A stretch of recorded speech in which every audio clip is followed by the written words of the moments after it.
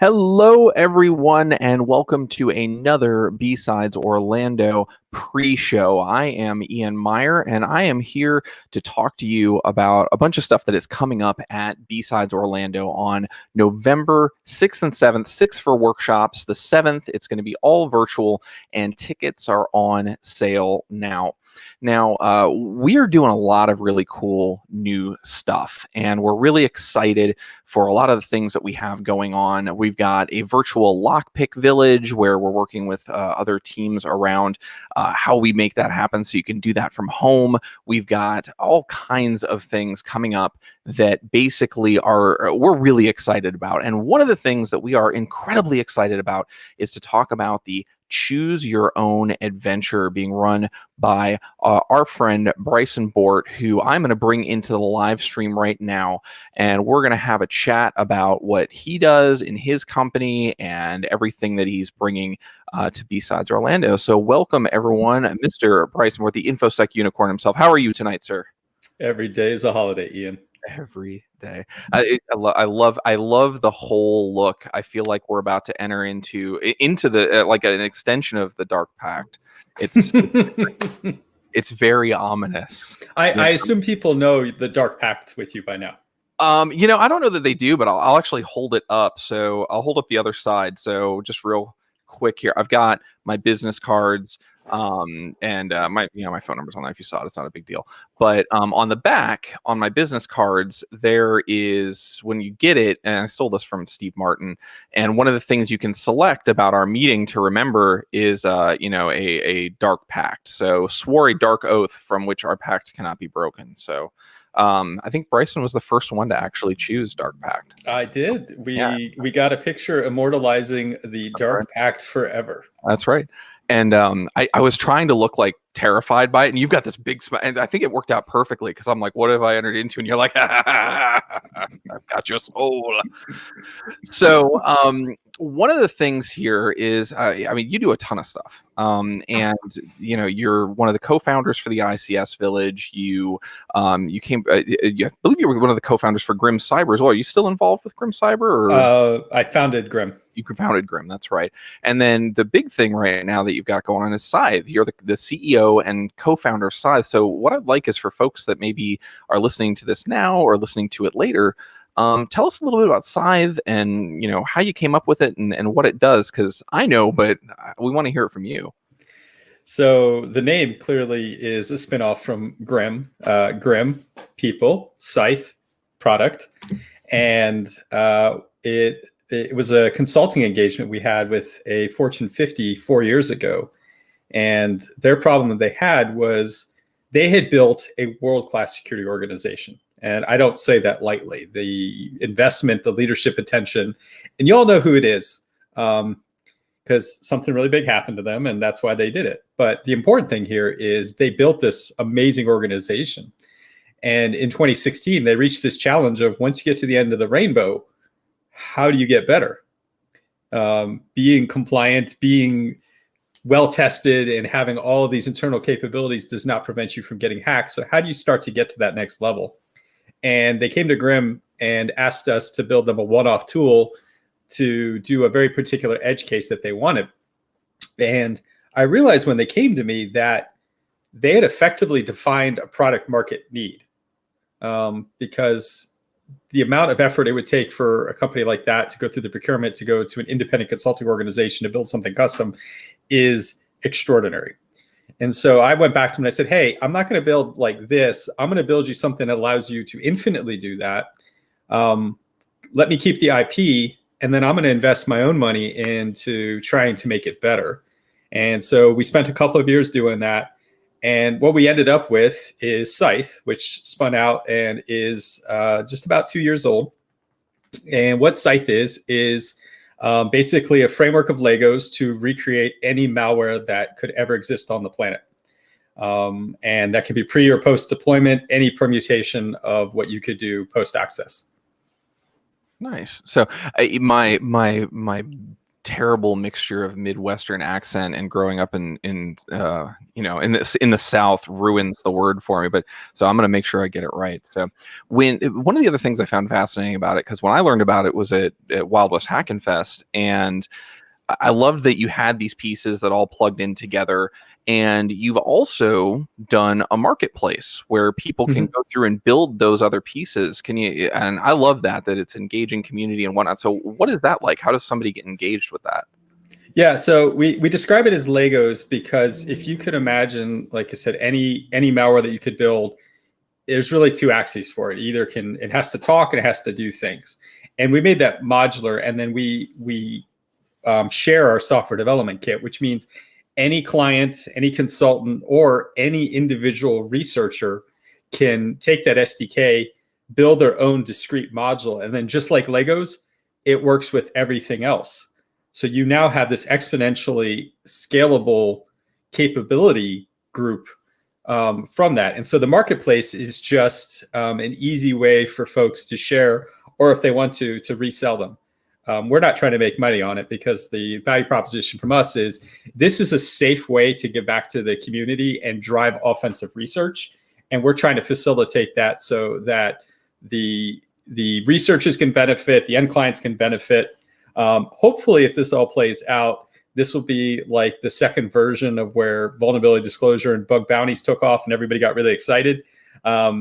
And we can do the same thing for actual offensive capabilities after access. That's awesome. And like I said, for the folks watching and the folks that are going to watch us later, I was really impressed. Like, if you get a chance to see a demo of this platform and you go out to their website, there's tons of material from talks that you've given and others. Security Weekly, you did some nice demos. I think it was late last year, where you really see the platform. And it is just fantastic to see something that goes through and kind of chains that all together and maps it out, which leads me right into that next concept. You brought in new team members, and now the C2 matrix is tied into it as well. So you've got this whole function of how you're actually building it so that it's operating like the real threats do. So can you tell us a bit about like how all that ties together and the work that's been done with C2 Matrix? So it doesn't actually all tie together, but it does conceptually intersect. So the C2 Matrix is something that George Orchias and I dreamed up at DerbyCon, which I guess was 13, 14 months ago now. And the idea being is we wanted to find an easier way to help folks get into offensive risk assessments. At the time when we first started, there were about 20 some C2 matrix, or excuse me, C2's frameworks openly available. Scythe is one of them. There are other commercial ones. Probably the most popular open source one is Empire, which is part of what drove that, because at that time, Empire had gone end of life, with Python going from 2.x to 3.x at the end of the year. And so what we wanted to do was just make it easy for folks to be able to do their own things with what was already available. Now, the intersection is that, of course, that maps to us. I mean, at the end of the day, whether you buy my product or we want folks to be testing. We want to be encouraging those kinds of pushes. And there are limitations to every platform, including ours. And so we wanted to make it easy so that people had a decision matrix to decide, well, where do I want to invest my time? How do I want to do this? And if I do want to do something, what's the easiest way to do that? Fast forward to now, through SANS, through Kali Linux, we've coordinated to have bundled VMs where a number of those C2s are already available and installed, because this is going to surprise nobody that's ever worked in this space. Some things don't install easily. And so we solve that problem, and then there's how-to guides so that you can go and do all of those things.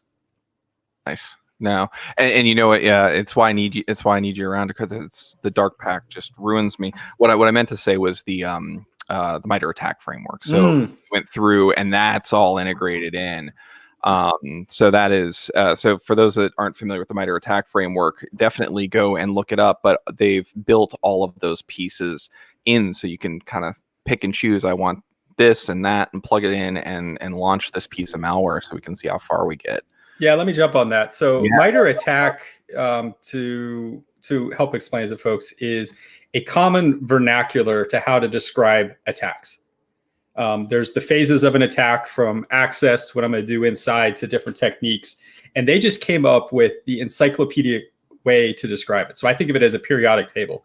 And that's important because it's really easy to look at it. And there are a lot of folks that do this and go, all right, well, now I've got my bingo card I got to fill out and try to go through it. And once I've got all the boxes checked, I'm secure and I'll never get hacked, which is not how you should use it. And that doesn't work.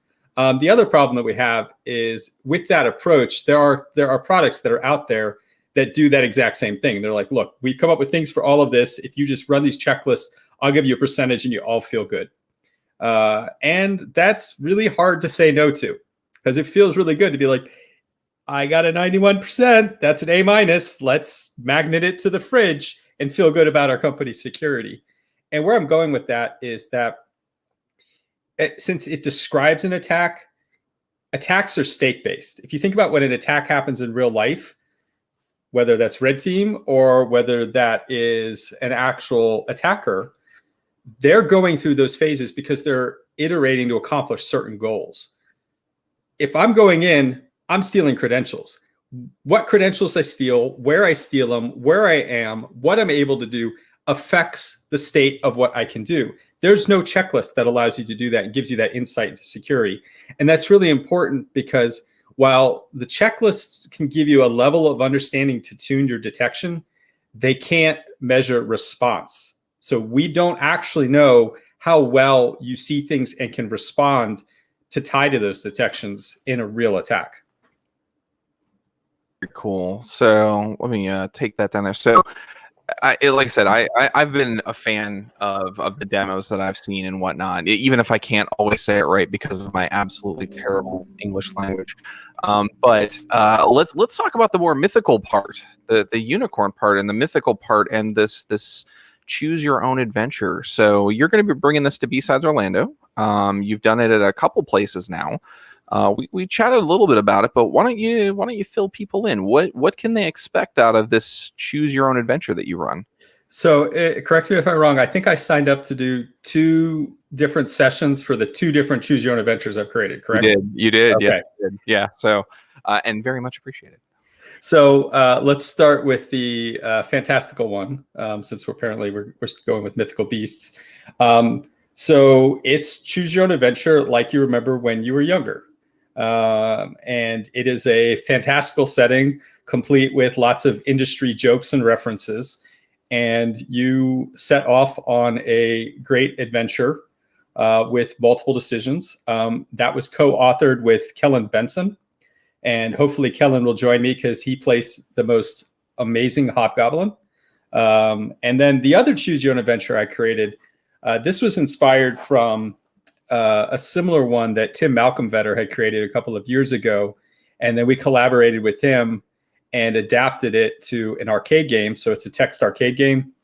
And this past summer, with, of course, a whole lot more time on my hands because I'm not traveling all over the world, I thought to create a blue team choose your own adventure.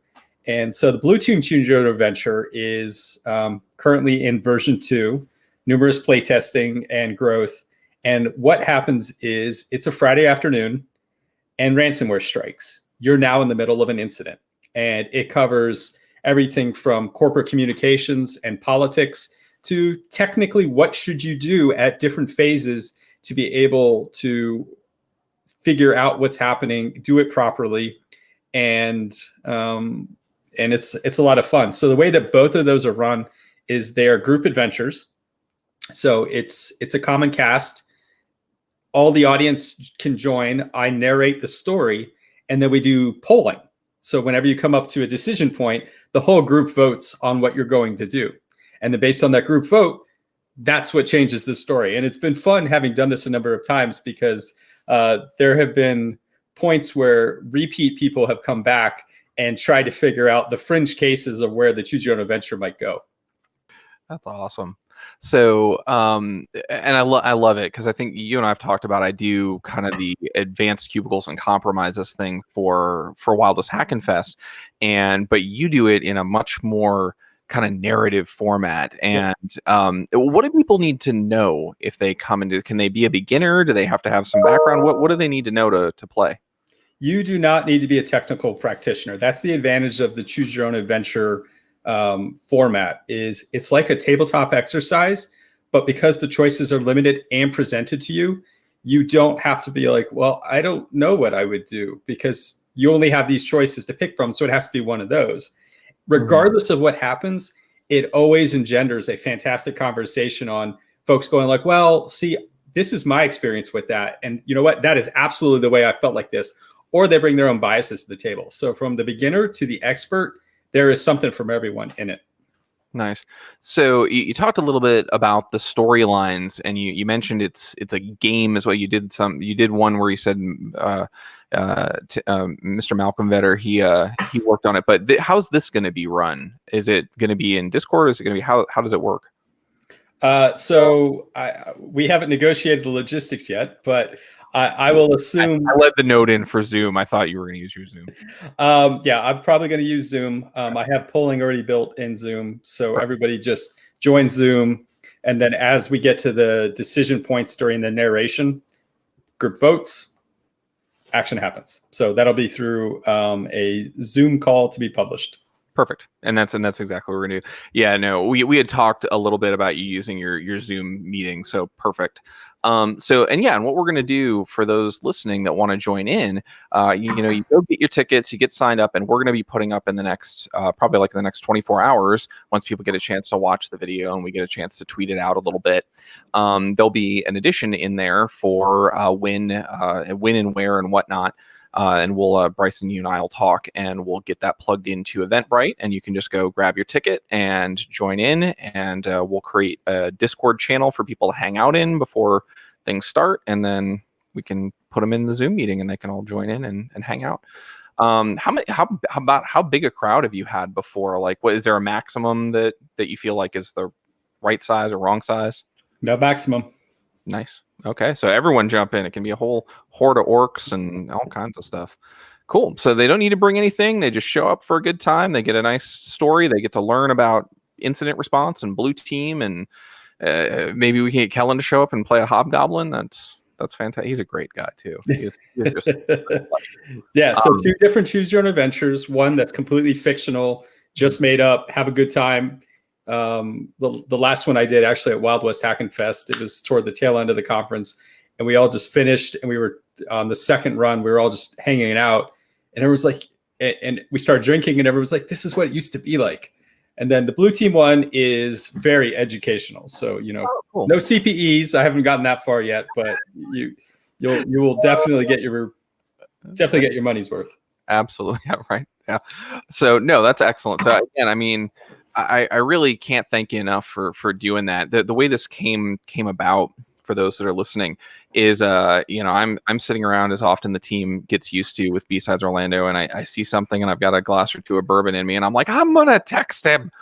And it was like, hey, you know what my next question is? And he said, what? And I said, can you do this for BSides Orlando? And he was kind enough to say yes. So again, thank you. That's actually not the full story. That isn't the full story. Well, there was bourbon involved. So what was the full story? Apparently there was a lot more bourbon, because the first time you texted me over the summer, I don't even remember what the context was. And you're like, hey, can you do this? I'm like, yeah, I'd love to.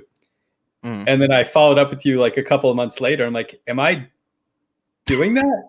And you were like, oh, I'm really busy, but definitely come back and remind me. And then I followed up a second time. Oh, did I say to remind me? I did not do that. Yes, you did. Okay. I'm gonna drink. I am here because I begged my way onto the stage. Oh, please. We are lucky and honored to have you, sir. But no, that was one. It's one of those. What was the other one? Poor Heather, when she watches this. I'm just gonna ask you live, because and then I don't have to ask you later.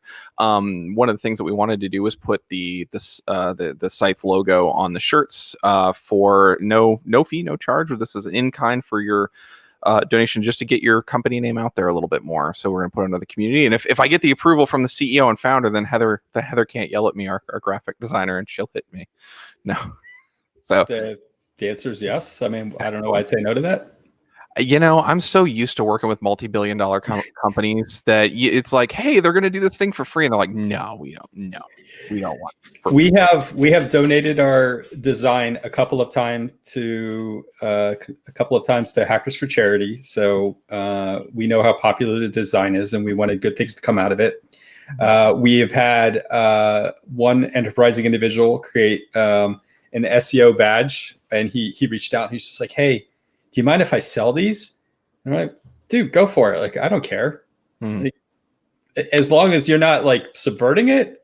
Right. Yeah, that's fun. No, and this is the thing too. Well, since we have a little bit of time on this this live stream, the thing that I like, and I'm gonna not kiss your butt or anything, but blow smoke gently in your direction. For the folks that are listening that are new in the industry, find people like Bryson, find people like John Strand, find the Dave Kennedys. These are people that when they see awesome things, as long as you come with a level of respect and honesty about what you're doing, and they see those things, they're going to say, yeah, absolutely, that sounds great. And they're just going to give back and give back and give back. And once you start doing that, it feels great. And people keep doing it. And it's something that I keep trying to bring up with my students and with anybody that will listen, and even with BSides, to say, there's a lot of toxicity in the industry, but if you hang out with the right people and associate with the right people and use Mr. Rogers, look for the helpers, the people that are trying to do good and be good, good comes from it. So, oh, come on, Glenn. Thank you. I'm not putting that up in the YouTube. Thank you, Glenn. He said, find people like Ian Meyer, but I am lucky to have a lot of people around me, like the BSides team, who are too numerous to mention right now. Some of them are on this chat that make that magic happen. So you are one of those, sir, with your horn and your whole deal. So. Well, thank you. And for those of you who do look for me next year when in-person conferences become a thing again, I apologize. I will not look like this at all, and you won't recognize me. Although I guess I'll be dressed up as a unicorn. That'll be the only. Yeah, that's true. I was going to ask you, like, just little chat here. What is the plan? When is the line? When does it come? I assume we're going to have video. There'll be like a choir singing when this is trimmed. Oh, I'm going to do a charity fundraiser at the end of the year. Nice. So through the month of December, I'm not going to push for a particular charity. I just want to push for general charitable giving. Gotcha. And so people generally give at the end of the year. Mm-hmm. And I'm just going to incentivize that a little bit more. The top number of donations, whatever that is, to wherever, and this is going to be somewhat under the honor code. I'll have a Google form to track them. Mm-hmm. We'll get to choose what haircut and cuts that I do.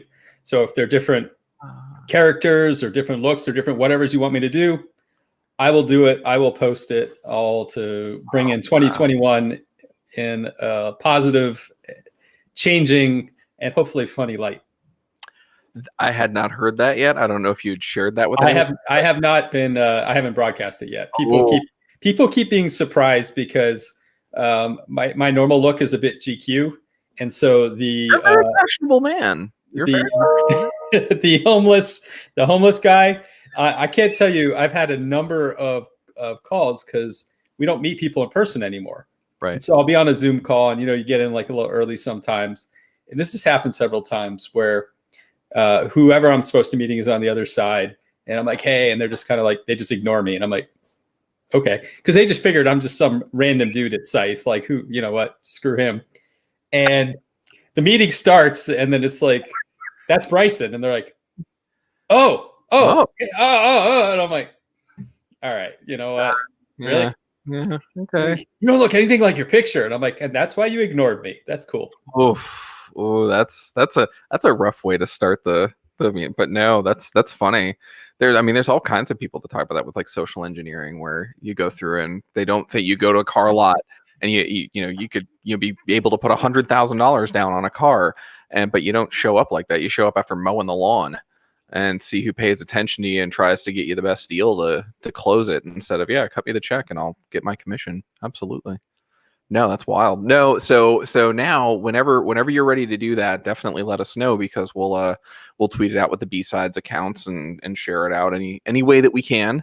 Because that's awesome. That is I'm trying right now. I'm trying to think of like because you could do the one where you shave it in the middle and you do like the wings out. Whatever you want, Ian. I have enough hair. No, You it's can do glorious. anything.